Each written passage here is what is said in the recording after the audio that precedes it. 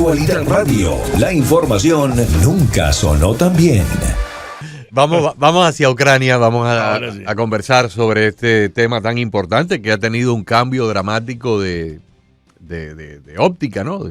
De retórica. Así es. Para conversar sobre este tema no podemos llamar a otra persona, sino a un experto en la materia, un hombre conocedor de estos temas rusos, incluso de los temas antiguamente soviéticos, y es nuestro buen amigo, el periodista y analista de temas internacionales, Manolo González Moscote, a quien ya tenemos en videollamada. Así que si usted está conectado a nuestra aplicación, a nuestra página web o a nuestro canal YouTube, además de escucharlo, lo pueden ver. Mi querido Manolo, gusto en saludarte. Hombre, para mí es un verdadero gusto estar de costa a costa en los Estados Unidos. Gracias, a través Manolo. De Actualidad 1040. Muchachos, de verdad que es un gusto. Hacía rato no conversábamos al aire, Sí. ¿no? Manolo, ¿qué pasó? ¿Qué pasó? ¿Cómo decirte? La ¿Qué Casa pasó? Blanca. El hombre cambió de opinión radicalmente y ha dicho Así es. que Ucrania puede no solo recuperar todo el territorio perdido, sino hasta ganarle la guerra a Rusia. ¿Qué pasó? Bueno, hay dos cosas, ¿no? Él no ha dicho, Donald Trump no ha dicho, vamos a mandar todas las armas del mundo, vamos a probar todo el dinero del mundo. Hay que tener cuidado con Trump, ¿no? Él no ha dicho eso en ningún momento.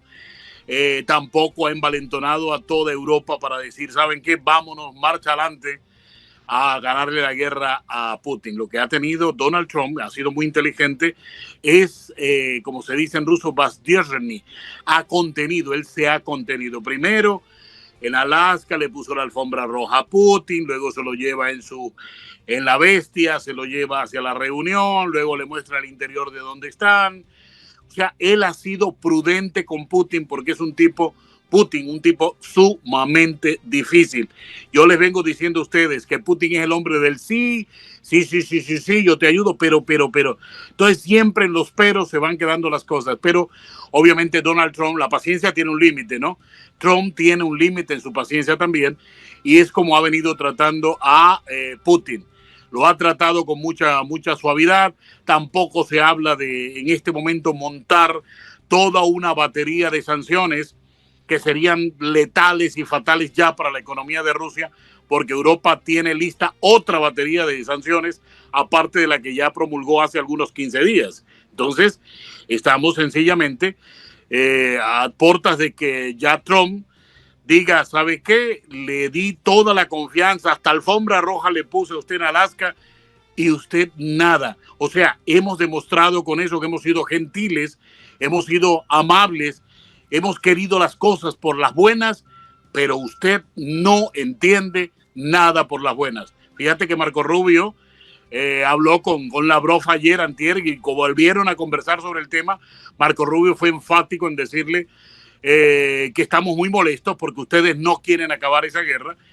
Y en fin, ahora, eso es lo que tú decías, Agustín, de que ya prácticamente se está diciendo que se podría ganar la guerra. Eso no es más sino aumentar sobre todo los pertrechos militares. La OTAN no va a entrar ni una sola persona allí. La OTAN va a seguir asesorando a distancia, los satélites van a seguir informando las posiciones del ejército ruso. Elon Musk va a seguir ayudando a Trump en cuanto a suministrar los Starlink y todo el sistema satelital que necesita Ucrania para orientar sus tropas y para vigilar a Putin. Todo eso va a estar ahí a la mano, Agustín, Carlos.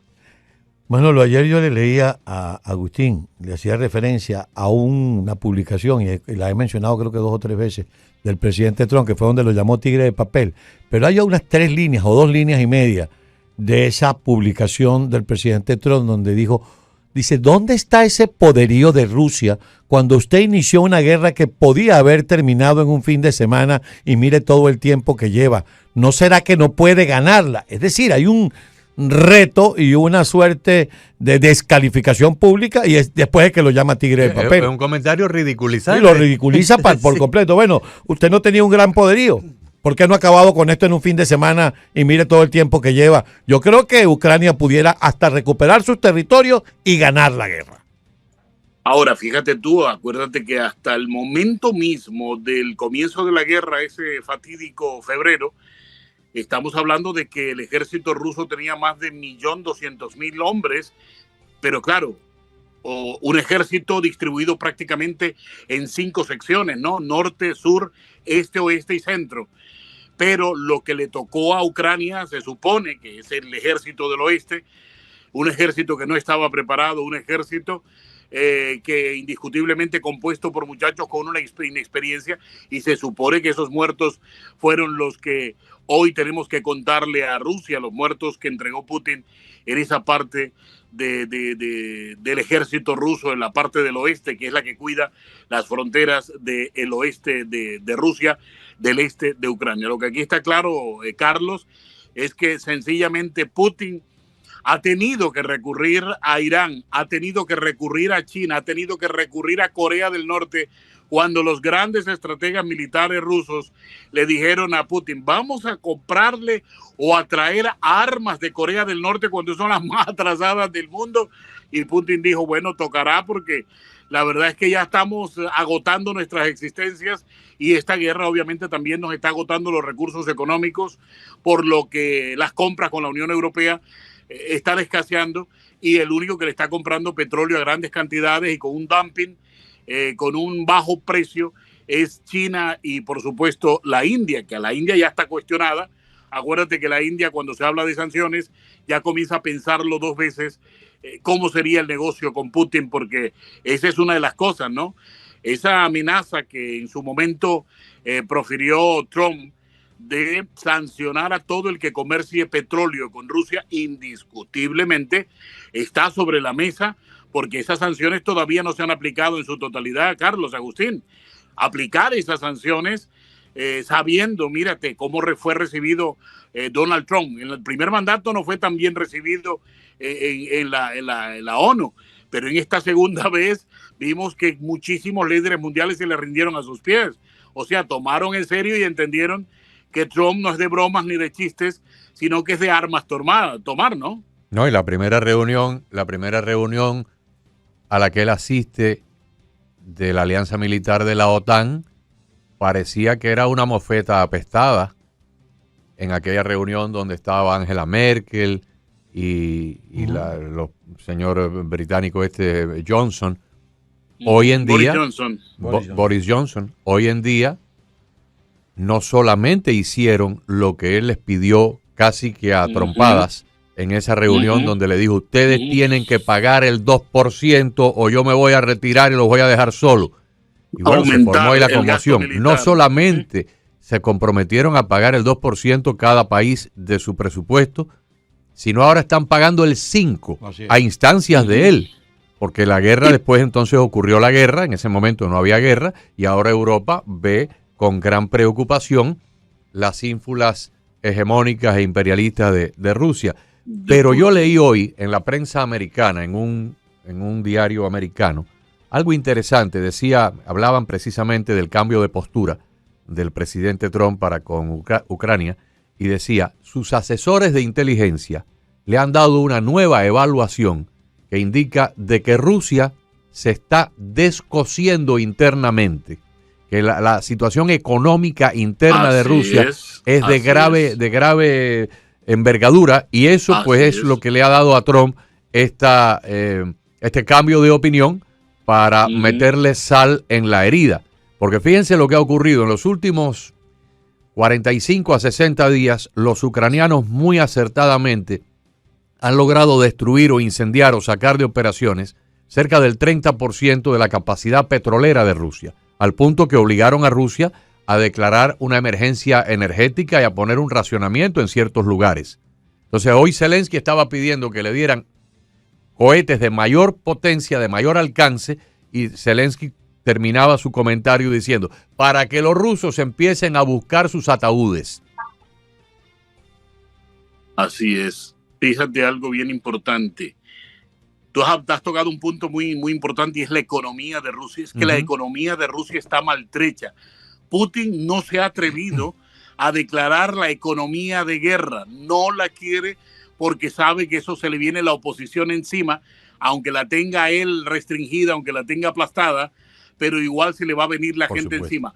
¿Qué significa? Y tú lo sabes, ustedes lo saben perfectamente, una economía de guerra significa ajustarse el cinturón al máximo, en todos los sentidos, en el combustible, en el manejo del combustible, los alimentos, racionar los alimentos, que en la Unión Soviética eso no es nada raro, ¿no?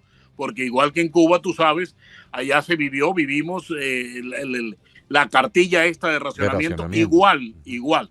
Entonces, los soviéticos lo saben. La Segunda Guerra Mundial fue fatal y mortal.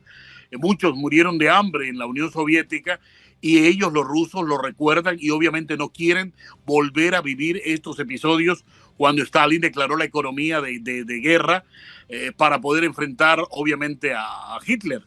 Pero en este caso, aquí estamos muy claros, y es que los productos están más caros, a pesar de que se triangulan por Ucrania, por Bielorrusia, se triangulan por otros países de la ex Unión Soviética, llegan desde Europa a estos países y son redirigidos hacia Rusia a través de la ruta que tienen con los vecinos. A pesar de todo esto, la economía rusa, mira, los repuestos, están fallando los repuestos, las medicinas, a pesar de grandes laboratorios en el mundo que se instalaron en Rusia después de la caída de la Unión Soviética, igual los medicamentos están faltando en Rusia.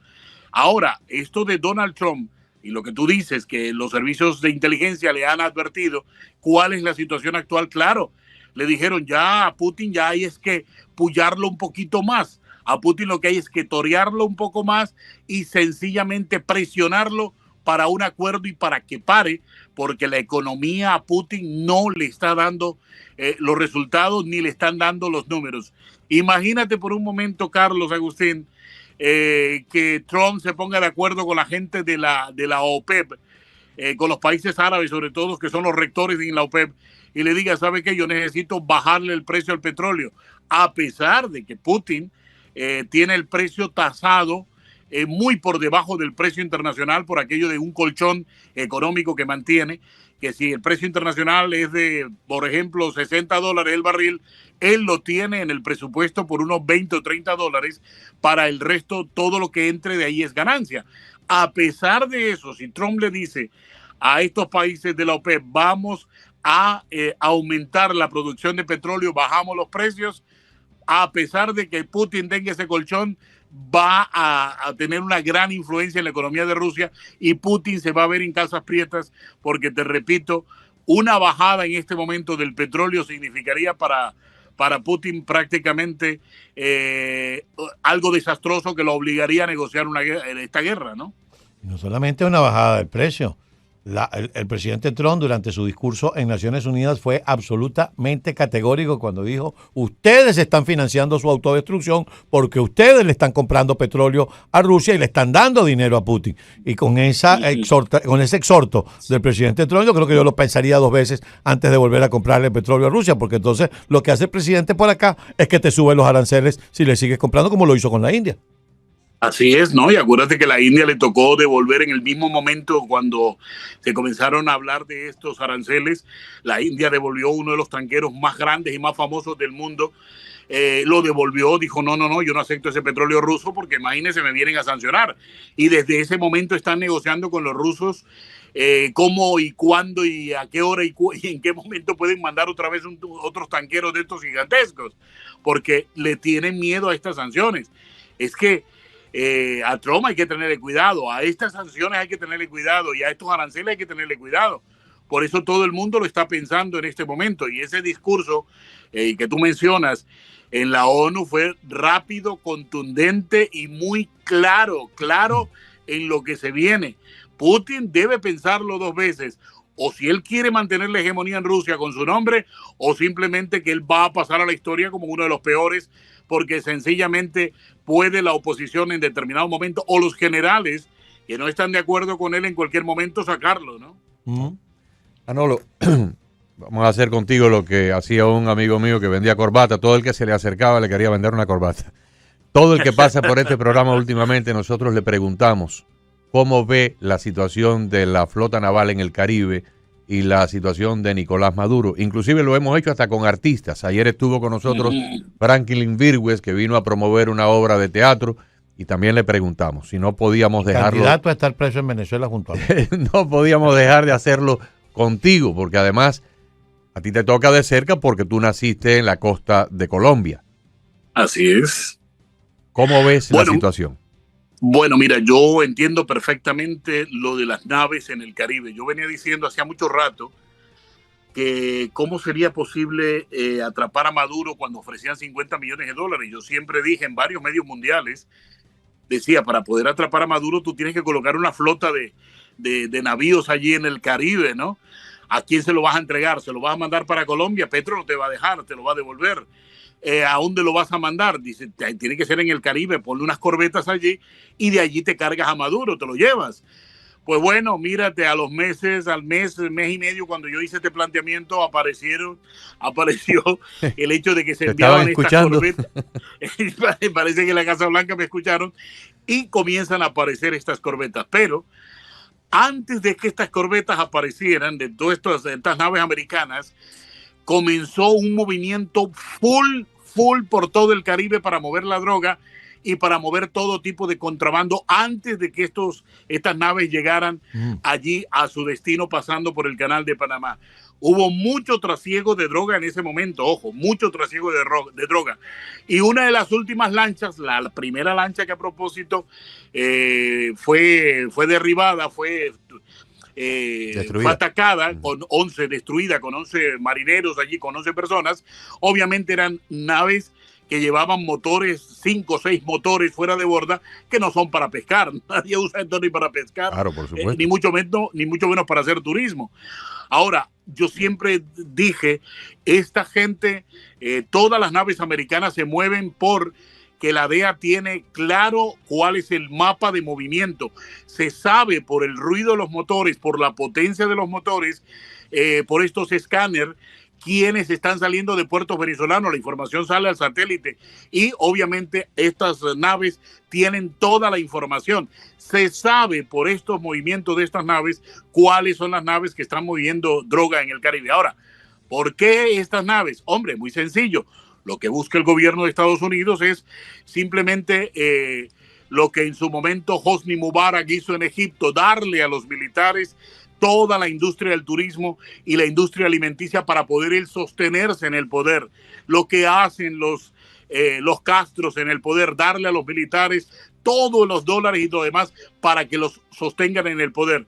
Y Maduro, para poderse sostener en el poder, y todos los civiles que están con él, obviamente le dan a los militares todas estas rutas del narcotráfico, droga que sale de Colombia, del Catatumbo, pasa por Venezuela y obviamente se distribuye en el Caribe hacia Asia, África y América, hacia el norte.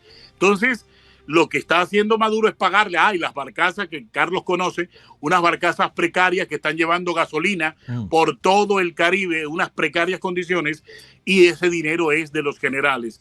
¿Qué se busca aquí? Esto fue una operación ideada, creada por Marco Rubio, que hay que cercenarle la entrada a los generales.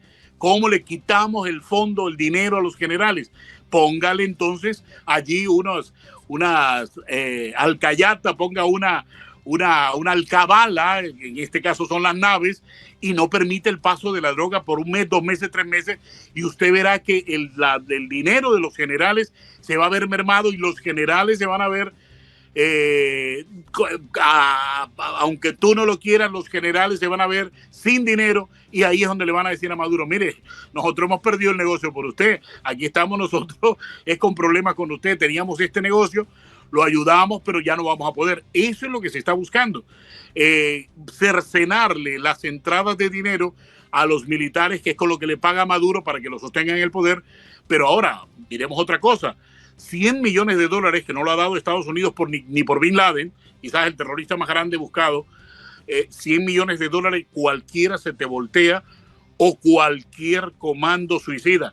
Yo les pregunto a ustedes, ¿se acuerdan de la historia de Haití, de Moche? ¿Cuánto costó el comando suicida de estos colombianos? 15, 20 colombianos, eso no costó ni 4 o 5 millones de dólares. Y aquí están ofreciendo $100 millones. Cuidado, y muchos se están organizando a ver cómo atrapan a Maduro por $100 millones. Ya las naves están en el Caribe para entregarlo. La nave del Carlos, olvido Agustín. ya partido. Sí, qué pena. Mira, en ferretería en Venezuela se conoce o se utiliza la palabra alcayata. Sí. Sí, sí. Es donde... Es el clavo en forma de U que tiene punta por los dos lados. Y que de pronto usted lo puede clavar sobre un marco de madera y ahí le tira un candado. Exactamente. Yo no escuchaba esa palabra hacía casi 50 años. Hace 50 años. Pero mira qué coincidencias culturales, ¿no? Y lingüísticas tenemos. Sí, bueno, 3 países, Colombia, Cuba y Venezuela. En Venezuela le decían de pronto, mire, hay que poner unas alcayatas en la pared para guindar un chinchorro, una Sí. hamaca. Una Exactamente. marca, sí, señor. Bueno, entonces tú Ese crees, es Manolo, mi punto de vista, sí, ese es mi punto de vista, Sí. eso es lo que yo he venido estudiando y analizando sobre esta situación de ¿tú Venezuela. crees por fin que hay una conclusión? O sea, estas naves no van a regresar a las bases de donde partieron, en Carolina del Norte, en otros lugares. Los soldados no van a regresar a Fort Bragg con las manos vacías. O sea, va a haber una definición, una conclusión definitiva de una forma o de otra. Debe haberlo. Mira, el narcotráfico, ¿qué va a haber? Vas a encontrar que el narcotráfico en Estados Unidos se va a disminuir considerablemente, la distribución de drogas. Es más, ya hablan cadenas muy importantes de que comienza a sentirse la falta de la droga en las calles, ¿sí ves? Y el aumento del precio de la droga porque esas naves están allí haciendo lo suyo. Es que eran centenares de naves pequeñas que llevaban 200, 300, 500 kilos de droga en estas naves. Ahora, fíjate un fenómeno importante, Carlos, Agustín, cuando Estados Unidos destruye esta nave con estas 11 personas, Maduro no dijo en ningún momento, en el instante que pasó esto, no dijo, miren, mataron 11 ciudadanos venezolanos. No, primero dijo que era 11 inteligencia ángeles. artificial. Bueno, Fabricado. entonces, ¿por qué? Porque le quedaba muy mal el demostrarle que las naves llevaban droga y él ponerse a defender a esta gente, porque ahí sí quedaría en manifiesto definitivamente que él apoya el narcotráfico abierta y muy directamente. Entonces, por eso él no dijo nada. Después, cuando ya se habla, hay varios portales venezolanos que decían que no solamente fue una nave, que fueron varias derribadas, y se habla también de que hubo otras que intentaron, porque la idea era unos entretener a estas corbetas y los otros para tratar de pasar con la droga, ¿no? Es lo que normalmente se utiliza. Y se dice que no, que finalmente ellos devolvieron. Todas las naves que intentaron cruzar, cuando pasó eso, se devolvieron. Entonces, está claro que aquí estas naves están haciendo lo suyo. En este momento, ahora las naves, estamos hablando ya casi de un mes con esas naves allí. 2, 3 meses más, 4 meses más, y créeme que Maduro primero está pagando escondites a peso, como dirían en Colombia, y segundo, él, a ver, ¿cuánto gana su primer anillo de seguridad? ¿Cuánto gana? ¿Se ganan $5 millones mensuales? No, ¿viste? Es que ahí es donde está el problema, el anillo de seguridad que tiene, ¿cuánto gana? ¿Se ganan $150 millones más de lo que está dando Estados Unidos? No. Entonces, el peligro en el que está Maduro, si como vengo diciendo yo, si fuera inteligente diría, ¿sabe qué? Me voy a vivir allá al lado de Bashar al-Assad en Moscú, en la residencia en Barabió-Vigori, en la montaña del Gorrión, allá donde están todos donde estuvo Honecker en su momento, donde vivía Mikhail Gorbachev también. En fin, o sea, es una colina, la colina hermosísima. Y yo diría, siendo Maduro, oye, ¿sabe qué? Yo me voy mejor para Moscú. Dejo esta barca, ya es Maduro, Diosdado quiere que se vaya conmigo. Pero lo que hizo Bashar al-Assad fue inteligente. Acuérdate que el avión estuvo parqueado en el aeropuerto de Damasco varias horas negociando con Putin para que no le bombardearan el avión, porque allí estaba toda la familia de él, y negoció finalmente. Putin le dio seguridad de que se irían de Tartus, de que entrarían a negociar los contratos de más de $25 mil millones, pero que no le hicieran nada a Bashar al-Assad, porque su socio, imagínate que él, su padre, fueron los que hicieron grandes negocios para la Unión Soviética e instalaron a los rusos allí, a los soviéticos en el puerto de Tartus, en el 70 y algo, 72, 73. Entonces, con Maduro lo mismo, ¿no? Pero Maduro no tiene inteligencia. La inteligencia de él es artificial, ¿no? Ahora, el que ha hecho, saliéndonos del tema, el que ha hecho un giro de 180 grados, que de pasar a tener una recompensa por terrorismo, a ser un jefe de Estado con cuello y corbata, reconocido y alabado por medio mundo, es el nuevo gobernante de Siria. Sí. O sea, es una cosa increíble. Yo no había visto. Jefe de Estado. En 6 o 7 meses, este individuo ha pasado de ser de un Al Capone a casi una Madre Teresa de Calcuta. Es increíble la metamorfosis. Macron ayer estaba diciendo de que ha hecho una alianza para combatir el terrorismo con este sujeto, el de Siria, que pasó del turbante a un traje Armani de alta costura. Bueno, fíjate tú lo que ha pasado con él, pero no puedes dejar de lado los problemas con Israel. A ver, hay una oposición muy fuerte, hay una oposición que tú tienes que mirarla con lupa. ¿Cuál es la oposición a este señor? Eran antiguos opositores de Bashar al-Assad y también los seguidores de Bashar al-Assad, que hoy también son opositores de él. Es cierto. Entonces, la situación en Siria ahora es peor que la que tenía Bashar al-Assad, porque ahora pretenden, Israel, acuérdate que Israel, el grupo este de oposición que protege a Israel, que Israel sigue a pie juntilla y que por supuesto están muy con ellos, que fueron bombardeados hace como mes y medio y que Israel tuvo que responder, y además este señor le ha tocado sentarse con Israel a negociar. Le ha tocado sentarse también con Erdogan a negociar, porque es el otro que está muy expectante y fue el primero que dijo: hay que tener cuidado con estos que están llegando a reemplazar a Bashar al-Assad, porque pueden ser peores en el poder. Dijo, yo me abstengo de hacer cualquier calificativo, pero hoy está sentado tranquilo, pero lo que está allí en Siria es aún peor, porque son varias facciones que antes eran enemigas, hoy son amigas y están combatiendo al gobierno, al gobierno temporal, ¿no? Que Dios los proteja. Así es. Amigo, muchas gracias. Siempre es un gusto conversar contigo. Estoy seguro que la audiencia lo disfruta igual que nosotros. Hombre, gracias a ustedes por la invitación. Que se repita, que se repita. Claro Así que es. sí. Gracias, Manolo. Manolo González Moscote, amigos, periodista, analista internacional, además experto en estos temas rusos. Mientras estábamos